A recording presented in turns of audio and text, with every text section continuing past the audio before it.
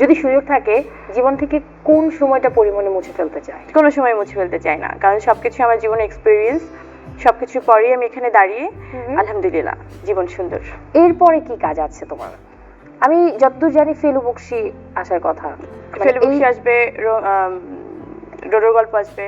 আচ্ছা আচ্ছা, তো এই দুটো তো একদমই খুব কাছাকাছি টাইমে হয়তো আসবে। আচ্ছা। কিন্তু আমি চাই যে দুটোই অনেক সুন্দর করে, হয় না যে একটা কাজ শেষ করলাম, অনেক কষ্ট করে আমি একটা কাজ করি, কিন্তু এটা প্রমোশনটা যেন অনেক ঠিকঠাক করে হয়। আমি সবসময় খুব প্রমোশনকে বিশ্বাস করি যে ভালো কাজে যদি ঠিকঠাক মতো প্রমোশনটা না হয়, ভালোভাবে প্রমোশনটা না হয়, দর্শকের কাছে অনেক ভালো কন্টেন্ট আসলে পৌঁছায় না।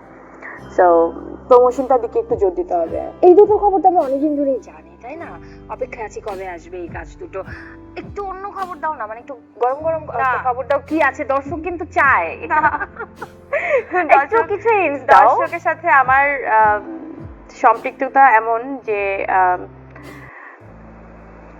ওদের সাথে না কোনো লুকোছাপা আমার কখনো ছিল না।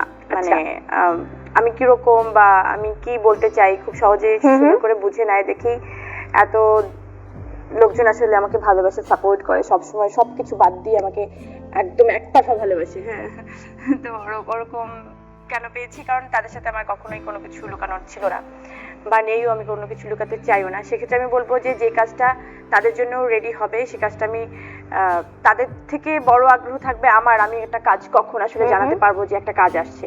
তো সেই তারাটা আমার মনে হয় তাদের থেকে বেশি আমারই আছে। তো আমি ডেফিনেটলি সময়টা হলেই জানিয়ে দেবো। ওকে, আমি একটা কথা শুনেছি, পরিমণি যেমন নায়িকা তেমনি একটা নতুন পরিচয় তার সামনে আসতে যাচ্ছে। পরিমণি নাকি ব্যবসায়িক হিসেবে নিজেকে তুলে ধরতে যাচ্ছে।